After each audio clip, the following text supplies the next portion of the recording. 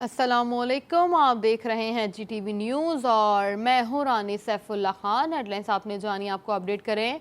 काबुल पर तालिबान के कब्जे के बाद खित्ते की बदलती सूरत हाल पर गौर के लिए वफाकी काबीना का इजलास आज होगा। वज़ीर आज़म इमरान खान काबीना इजलास की सदारत करेंगे। पाकिस्तान अपने हमसाया मुल्क अफगानिस्तान में अमन चाहता है। आलमी बरादरी के साथ ताउन और काम जारी रखेंगे। कौमी सलामती कमेटी के इजलास का एलामिया भी जारी कर दिया गया।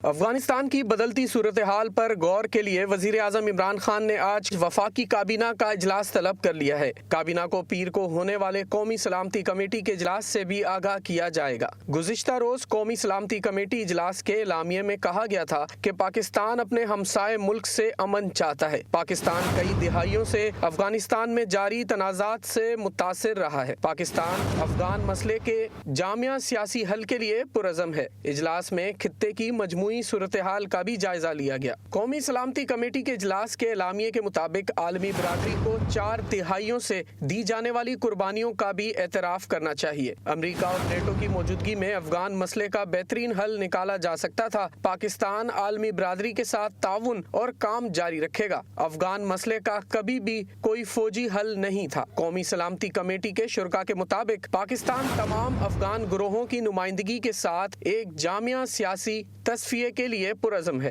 अफगानिस्तान में तमाम फरीकैन से मुतालबा करते हैं कि कानून की हुक्मरानी का एहतराम करें। तमाम पार्टीज अफगानिस्तान के बुनियादी इंसानी हुकूक का तहफ़्फ़ुज़ करें। तमाम पार्टीज इस बात को यकीनी बनाएं कि अफगान सरजमीन किसी दहशत तंजीम ग्रोह किसी मुल्क के खिलाफ इस्तेमाल ना हो। वज़ीर ख़ारजा शाह महमूद कुरैशी से अमरीकी वज़ीर ख़ारजा एंथनी ब्लिंकन का टेलीफोन पर राब्ता हुआ। दोनों रहनुमाओं ने अफगानिस्तान में तेज़ी से बदलती सूरत हाल पर तबादला ख्याल किया। तर्जुमान दफ्तर ख़ारजा के मुताबिक वज़ीर ख़ारजा ने अफगानिस्तान की बदलती हुई सूरत हाल और तशद्दुद से बचने के लिए पाकिस्तान के नुक्ता नज़र से अमरीकी वज़ीर ख़ारजा को आगाह किया। शाह महमूद कुरैशी ने आगे बढ़ने के लिए बेहतरीन रास्ते के तौर पर जामे सियासी तस्वीर की अहमियत पर भी जोर दिया। दोनों वज़राए ख़ारजा ने मुश्तरका मकासद को फ़रोग़ देने के लिए करीबी रवाबित जारी रखने पर इत्तेफ़ाक़ किया।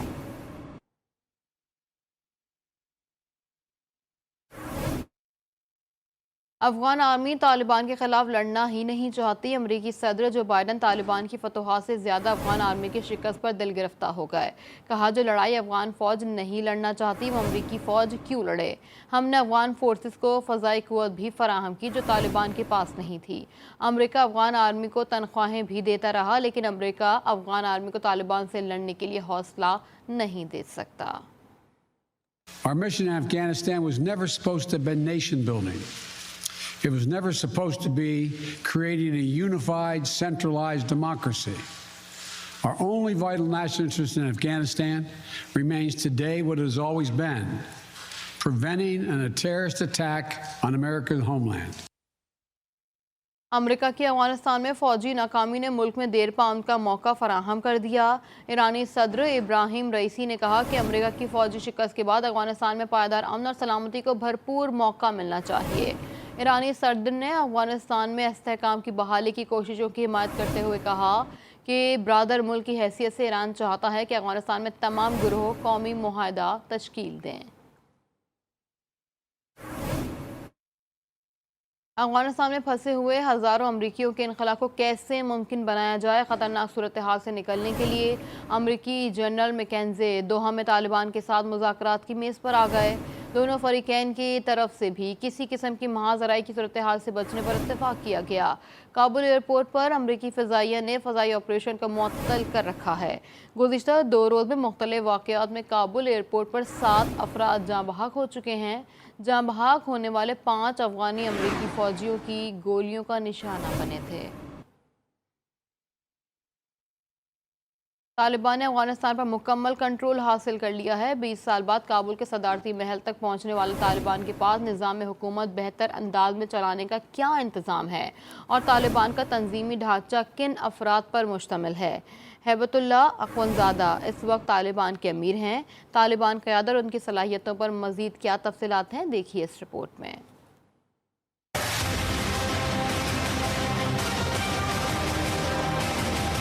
افغان طالبان نے جس برق رفتاری سے کابل پر قبضہ کیا ہے اس نے عالمی سطح پر مبصرین کو حیران کر دیا ہے۔ اب افغان طالبان کو اصل چیلنج کا سامنا ہے اور وہ اقتدار حاصل کرنے کے بعد حکومت چلانے کا ہے۔ ایسے میں بہت سے لوگوں کے ذہن میں یہ سوال ہے کہ کیا افغان طالبان کے پاس ایسی قیادت اور ٹیم موجود ہے جو نظام حکومت بہتر انداز میں چلا سکے؟ اس سوال کا جواب جاننے سے قبل یہ جاننا ضروری ہے کہ طالبان کے تنظیمی ڈھانچے میں ذمہ داران کون ہیں اور کن صلاحیتوں کے حامل ہیں۔ اس وقت طالبان کے اہم قائدین میں تنظیم کے امیر ملا ہیبت اللہ اخندزادہ اور ان کے 3 نائبین ملا عبدالغنی برادر، ملا محمد یعقوب اور سراج الدین حقانی شامل ہیں۔ ہیبت اللہ اخندزادہ کے بارے میں کہا جاتا ہے کہ انہوں نے طالبان کی سمت و رفتار کو تبدیل کیا اور اس تنظیم کو اس کی موجودہ حالت میں لانے میں ان کا بڑا کردار ہے۔ ملا عبدالغنی برادر امارت اسلامی افغانستان کے نائب امیر ہیں اور ان کے پاس طالبان کے قطر میں قائم سیاسی دفتر کے انچارج کا عہدہ بھی ہے۔ مولوی محمد یعقوب سابق امیر افغان طالبان ملا عمر کے صاحبزادے ہیں اور افغان طالبان کی امارت کے امیدوار بھی رہے ہیں۔ مولوی یعقوب افغان سیکیورٹی چیف کا اضافی عہدہ بھی رکھتے ہیں۔ کابل میں طالبان کی حکومت بننے سے قبل ہی مالی مشکلات نے سر اٹھانا شروع کر دیا۔ امریکہ نے طالبان کو افغانستان کے غیر ملکی زر مبادلہ کے ذخائر تک رسائی دینے سے انکار کر دیا۔ افغان سینٹرل بینک نے زر مبادلہ کے 9 ارب ڈالر سے زائد کے ذخائر موجود ہیں جو طالبان کو دستیاب نہیں ہوں گے۔ افغانستان کے بیشتر زر مبادلہ کے ذخائر بیرون ملک میں ہیں۔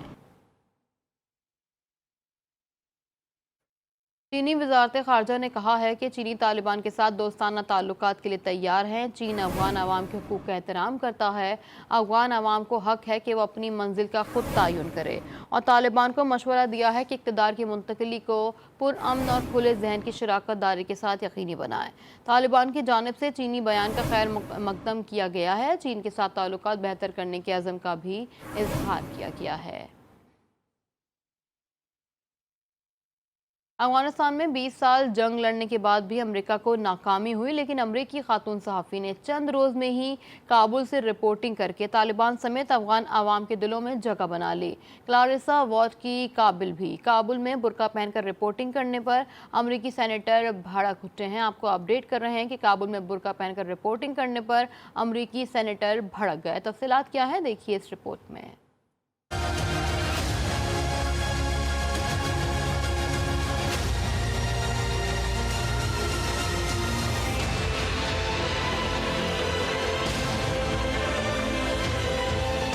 دلوں پر فتح جنگ سے نہیں قلم سے کی جاتی ہے۔ امریکی خاتون صحافی کلاریسا وارڈ نے کابل میں رپورٹنگ کر کے یہ بات ثابت کر دی۔ This is a sight I honestly thought I would never see. Scores of Taliban fighters and just behind us the US Embassy compound. CNN کی چیف انٹرنیشنل رپورٹر نے برقع پہنا اور طالبان کی فتح کا آنکھوں دیکھا حال بیان کر دیا۔ کلاریسا وارڈ کی رپورٹنگ پر ریپبلکن پارٹی کی سینیٹر نے کڑی تنقید کی، لیکن ان کی تنقید کے بعد سوشل میڈیا پر لوگ انہی کو برا بھلا کہنے لگے۔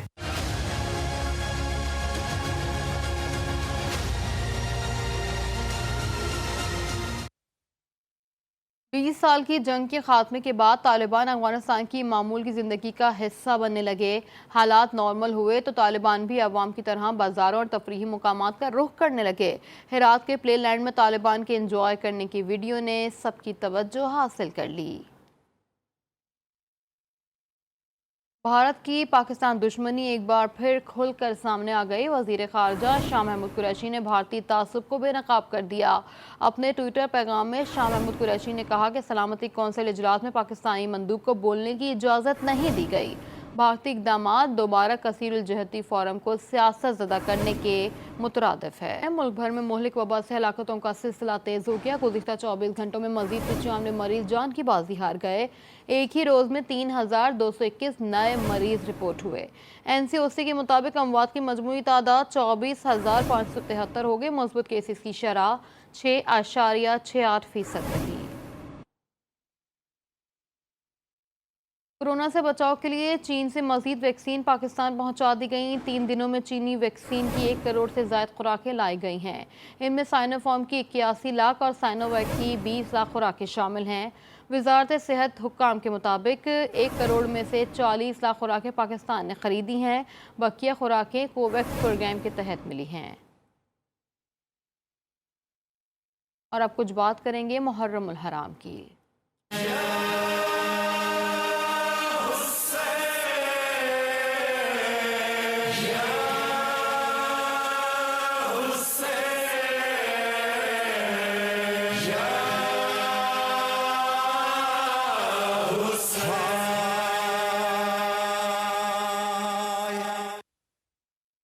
آج 8 محرم الحرام ہے سن 61 ہجری میں۔ آج ہونے والے اہم واقعات کی تفصیلات اس رپورٹ میں دیکھیے۔ قرآن میں حدیث میں یزید کا بیان نہیں، یزید کی تو قبر کا کہیں بھی کوئی نشان نہیں، یزید کی تو قبر کا کہیں بھی کوئی نشان نہیں۔ 8 محرم الحرام 61 ہجری کو امام علی مقام حسین علیہ السلام اور آپ علیہ السلام کے رفقا پر بندے آپ کا دوسرا روز۔ کرب و بلا کے تپتے لق و دق صحرا میں دور دور تک پانی نہ تھا۔ نہر فرات پر یزیدی فوجیوں کے پہرے لگا کر گروہ حق تک ایک بوند پانی بھی نہ پہنچ پانے کے تمام اقدامات مکمل کر لیے گئے۔ قرآن میں حدیث میں یزید کا بیان نہیں، یزید کی تو قبر کا کہیں بھی کوئی نشان نہیں، یزید کی تو قبر کا کہیں بھی کوئی نشان نہیں۔ مگر نایابی آپ، شدت پیاس اور گرمی کی معراج نواز رسول صلی اللہ علیہ وآلہ وسلم اور آپ علیہ السلام کے دلاور و جاباز ساتھیوں کے عزم کو متزلزل نہ کر سکی۔ معصوم بچے بھی پیاس برداشت کرتے رہے مگر لب پر شکوہ نہ لائے۔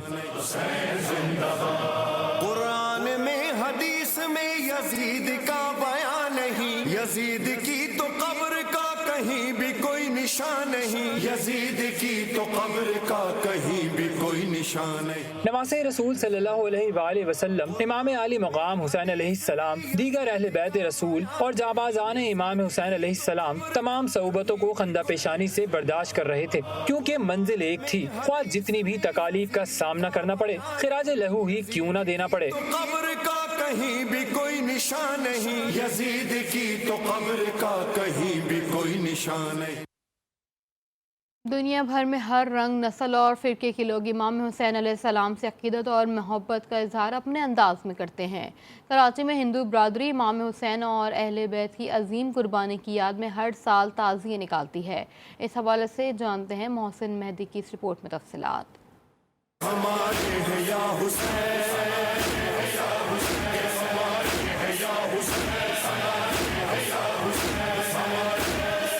کراچی میں اقلیتی برادری کا امام حسین علیہ السلام سے محبت کا اظہار۔ شہر کی قدیم ہندو آبادی پر مشتمل نارائن پورہ کے باسی بھی اس عشق میں مبتلا ہیں اور محبت کے اظہار کا یہ سلسلہ سال ہر سال سے جاری ہے۔ 85 سے جو ہے ہم اس کو تعزیہ نکالتے ہیں اور 7 محرم کو مولا قاسم کا جو ہے یاد میں ہم اس کو 7 محرم کو نکالتے ہیں۔ ہندو کمیونٹی سے ہم بلانگ کرتے ہیں اور مولا حسین کی یاد میں یہ تعزیہ نکالتے ہیں۔ تعزیے کی تیاری پہلی محرم سے شروع کر دی جاتی ہے اور 7 محرم کو زائرین کے سامنے پیش کر دیا جاتا ہے۔ ہمارے قدیم ترین زمانے سے بزرگ اس تعزیے کو نکالتے تھے، تو آج ان کی مطلب یاد میں ہم چلاتے ہیں، ہمارے قدیم ترین زمانے سے بزرگ چلاتے ہوئے آ رہے ہیں۔ اقلیتی برادری 10 محرم کی رات تعزیے کو نیٹی جیٹی کے مقام پر سمندر کے حوالے کر دیتی ہے۔ کیمرامین سلیم علی کے ہمراہ محسن مہدی، GTV news, Karachi.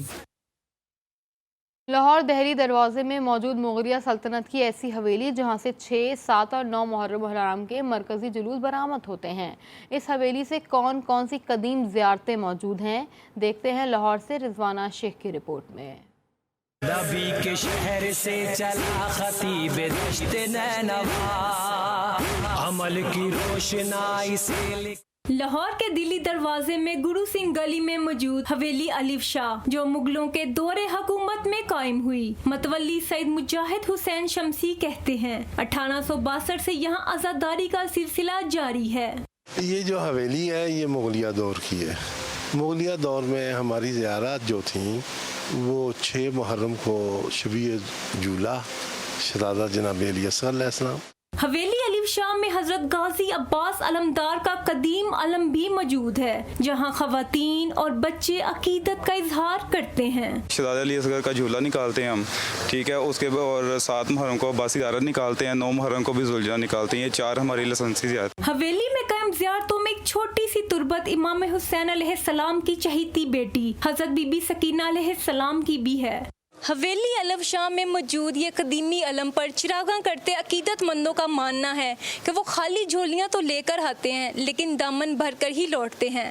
Cameraman Owais Rajput کے ساتھ رضوانہ شیخ، GTV نیوز، لاہور۔ واقعہ کربلا صبر و استقامت، قربانی و اثار کی ایسی داستان ہے جس میں ہر رشتے نے اپنی معراج پائی، وہ ماں ہوں، زوجہ ہوں، بیٹی ہوں یا بہن۔ امام علی مقام کی نصرت کرنے والوں میں ایک حضرت عبداللہ بن عمیر عبد الوہاب القلبی بھی تھے، جن کی والدہ اور زوجہ بھی میدان کربلا میں ان کے ہمراہ تھی، اور ان کی والدہ نے بھی میدان کربلا میں جام شہادت نوش کیا۔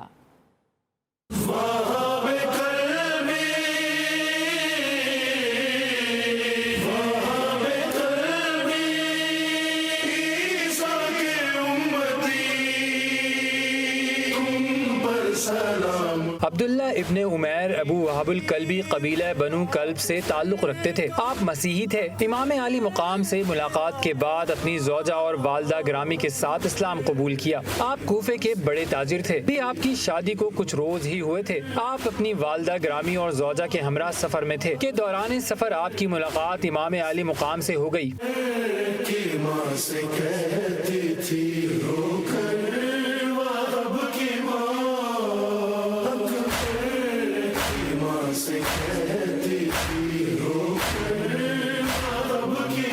آپ نے نصرت فرزند رسول صلی اللہ علیہ وآلہ وسلم میں جام شہادت پانے کا ارادہ کیا تو ان کی زوجہ ان کو امام علیہ السلام کی خدمت میں لائیں اور عرض کیا، اے فرزند رسول صلی اللہ علیہ وآلہ وسلم، دو باتیں عرض کرنا چاہتی ہوں۔ ایک یہ کہ میرا شوہر تو عنقریب نیزہ و تلوار کے وار سے شہید ہو جائے گا، اس لیے مجھے اپنے اہل حرم کے حوالے کر دیجئے۔ دوسرا یہ کہ وہب سے وعدہ لیجئے کہ فروائے قیامت مجھے فراموش نہ کریں۔ امام علیہ السلام ان کی باتوں سے بہت متاثر ہوئے اور گریہ کرتے ہوئے فرمایا، تمہاری دونوں باتیں منظور ہوئیں۔ والدہ وہب نے حکم دیا کہ بیٹا اٹھو اور دختر رسول کے بیٹے کی نصرت کا حق ادا کرو۔ آپ خوب جانفشانی سے لڑے اور ایک جماعت کو واصل جہنم کرنے کے بعد اپنی ماں کے پاس آئے اور پوچھا، اے مادر گرامی، کیا آپ میری کارکردگی سے خوش ہیں؟ ماں نے فرمایا، میں اس وقت تک راضی نہیں ہوں گی جب تک تم امام علیہ السلام کے سامنے جام شہادت نہ نوش کر لو۔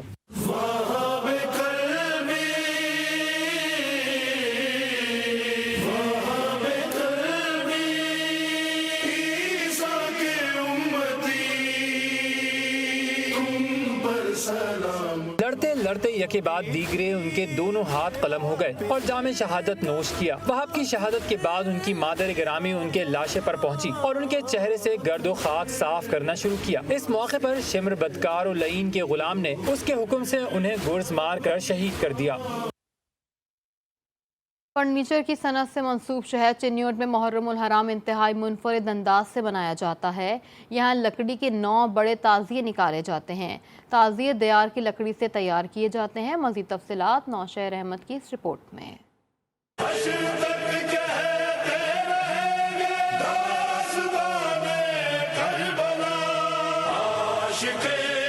چنیوٹ لکڑی کے فرنیچر کی وجہ سے پوری دنیا میں مشہور ہے۔ یہاں محرم الحرام میں 9 بڑے تازیے نکالے جاتے ہیں۔ لکڑی کے یہ تازیے دیار کی لکڑی سے بنائے گئے ہیں۔ یہ تازیہ امام بارگاہ دربار شادی ملنگ یہ 1923 سے بنا ہے اور یہ دیار کی لکڑی سے بنایا گیا ہے اور 1923 سے ہی یہ ہمارا جو ہے جلوس کی صورت میں یہاں پہنچتا ہے۔ 10 فٹ چوڑے اور 40 سے 50 فٹ بلند یہ تازیے 100 من وزنی ہوتے ہیں، جنہیں چھوٹے چھوٹے ٹکڑوں میں رکھا جاتا ہے اور ہر سال انہی ٹکڑوں کو جوڑ کر پورا تازیہ بنایا جاتا ہے۔ مختلف پورشن ہوندے نے انہاں دے منزلاں دے وچ ہوندے نے جڑے اسی 10 محرم الحرام نو انہاں نو پورشن وائز تیار کر کے تے مکمل زیارت اسی امام بارگاہ شادی ملنگ محلہ درخانہ وچ 8 تازیے مکمل اکٹھے ہوندے ہیں جی۔ 3 محرم الحرام سے 9 محرم تک چنیوٹ میں نکالے جانے والے تازیوں کو مہندی تازیہ جبکہ 10ویں محرم کو مکمل تازیہ نکالا جاتا ہے، جنہیں 40 سے 50 افراد لوہے کے پایوں اور بانس کی مدد سے اٹھاتے ہیں۔ کیمرہ ٹیم کے ساتھ نوشیر احمد، جی نیوز چنیوٹ۔ نیوز بلیٹن میں یہاں وقت ہوا ہے ایک بریک کا۔